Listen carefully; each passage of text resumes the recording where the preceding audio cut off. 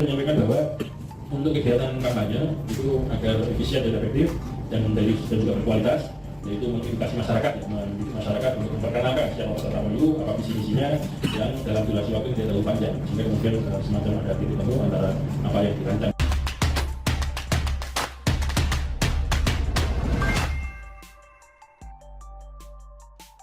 Demokrat takut AHY tak cukup waktu dipoles kalau kampanye cuma 90 hari? Ditulis oleh Syardi dari siwar.com. Pemilu masih 2 tahun lagi, tapi berbagai persiapan sudah dimatangkan pemerintah dengan KPU. Belum lagi desakan atau lebih tepatnya bacotan barisan sakit hati yang memelintir narasi isu presiden 3 periode atau penundaan pemilu. Jadi, mau tak mau pemerintah secepat mungkin mengatur prosedur dan mekanisme pelaksanaan pemilu supaya publik lega dan kelompok sakit hati tidak bisa bikin ulah baru. Salah satu yang disepakati antara pemerintah dan KPU adalah masa waktu kampanye selama 90 hari. Juru bicara Partai Demokrat Herzaki Mahendra Putra mempertanyakan efektivitas waktu kampanye selama 90 hari tersebut. Bukan perdebatan 120 atau 90 hari yang seharusnya dikorbankan, melainkan apakah waktunya cukup bagi rakyat untuk mengenal dan mendalami tawaran-tawaran perubahan untuk perbaikan nasib rakyat dan negeri ini yang disampaikan oleh para calon pemimpin nasional ketika berkampanye, katanya. Dia meminta ruang untuk berkampanye, menyampaikan visi misi, gagasan-gagasan besar, program kerja dari tiap pasangan calon presiden dan wakil presiden seharusnya benar-benar dibuka lebar, bukannya malah semakin dibatasi. Dia berharap penentuan setiap aspek teknis pemilu 2024 oleh KPU lebih mempertimbangkan substansi dan mengedepankan tujuan pelaksanaan pemilu, tidak semata unsur kepraktisan atau upaya pengurangan anggaran belaka. Apalagi sekedar mengikuti maunya pemerintah, karena independensi, kemandirian KPU untuk pemilu berjalan dengan jujur dan adil dilindungi oleh undang-undang. Katanya lagi, kalau Demokrat meminta waktu kampanye lebih lama, maka bisa ditebak kalau mereka takut kalah saing dan tidak punya cukup waktu untuk memoles AHY atau citra partai yang sudah lumayan jeblok. Sudahlah Demokrat, kalau hancur ya hancur aja. Kalau memang emas, sampai kapanpun tetap emas. Mau dilumuri kotoran pun atau diinjak berkali pun tetap saja emas yang diincar banyak orang. Kalau memang besi rongsokan, mau dipoles bagus apapun, lama-lama akan kelihatan karatnya. Mau disepuh dengan emas sekalipun tetap akan luntur seiring berlalunya waktu. Ini ibarat seorang guru mengatakan bahwa 2 hari lagi akan ada ujian mendadak. Yang merasa pintar dan sudah belajar pasti tidak takut. Mau ujian sekarang juga tidak masalah. Lain halnya dengan murid kelas yang belum belajar. Mereka pasti panik dan protes sambil merepet dalam hati. Menyumpahi gurunya semoga sakit perut 7 hari 7 malam. Demokrat butuh waktu untuk memoles AHY. Ini sudah pasti.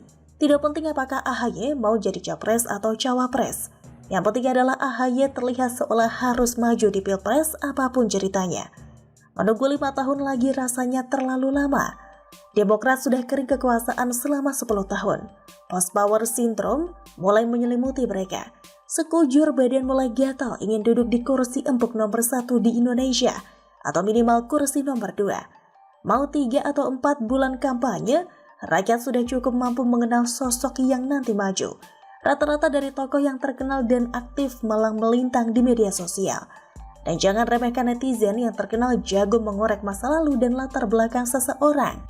Kurang dari seminggu, rahasia-rahasia terbongkar dengan brutal. Lagian sekarang adalah zaman digital, promosi tidak melulu offline, tapi banyak yang mulai beralih ke promosi online. Cuma Demokrat aja yang tampaknya tidak siap menghadapi. Tanda-tanda partai akan jeblok menuju status partai gurem yang menyedihkan. Mereka ini memang banyak maunya. Dulu saat berkuasa, presidential threshold dibuat jadi 20%. Sekarang mereka yang balik ngotot minta 0%. Dan sekarang maunya masa kampanye lebih panjang. Demi memuluskan AHY menuju pilpres, urat malu pun diputus paksa. Dengar nih yang saya katakan, AHY tak akan jadi apa-apa. Mau jadi presiden itu adalah mimpi yang terlalu ketinggian. Jadi bupati atau wali kota mungkin masih punya peluang menang. mau dijual dengan narasi semanis dan seindah surga, tetap tidak akan laku. Lebih baik prihatin aja di pojokan sambil merenungi nasib. Masa kejayaan sudah lewat. Terima saja kenyataan sebagai partai papan tengah, yang kalau tidak hati-hati, maka bisa terperosok ke papan bawah. Kalau masih tidak sadar-sadar juga, mungkin bakal terus terperosok ke papan cuci. Bagaimana menurut Anda?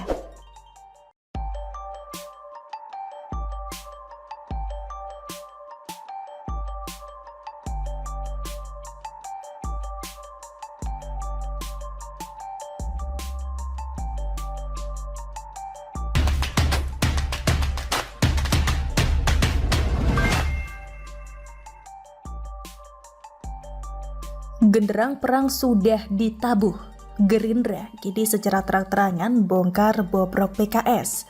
Ditulis oleh Ferry Patli dari siwar.com. PKS bisa dibilang salah satu partai yang berada di luar pemerintah selama 10 tahun berturut-turut. Pertanyaannya, kenapa partai ini lama berada di luar pemerintah? Jawabannya karena salah dukung capres.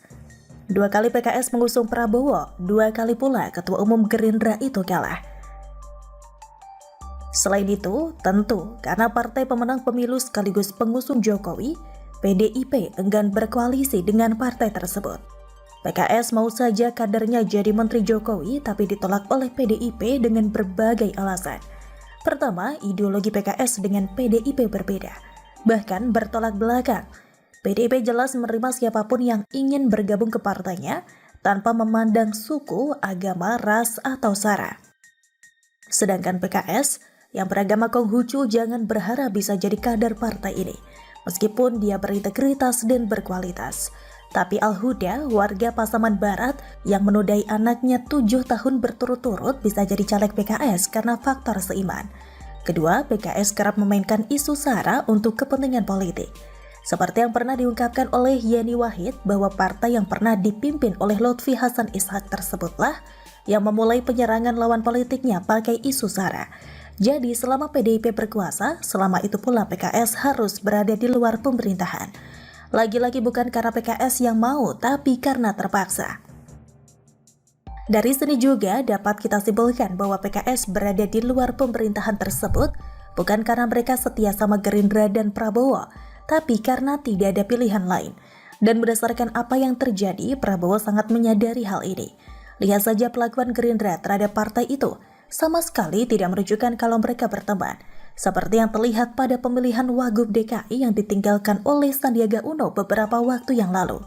Jika memang Gerindra percaya sama PKS dan menganggap PKS sebagai teman setia, tentu Prabowo mau memberikan kursi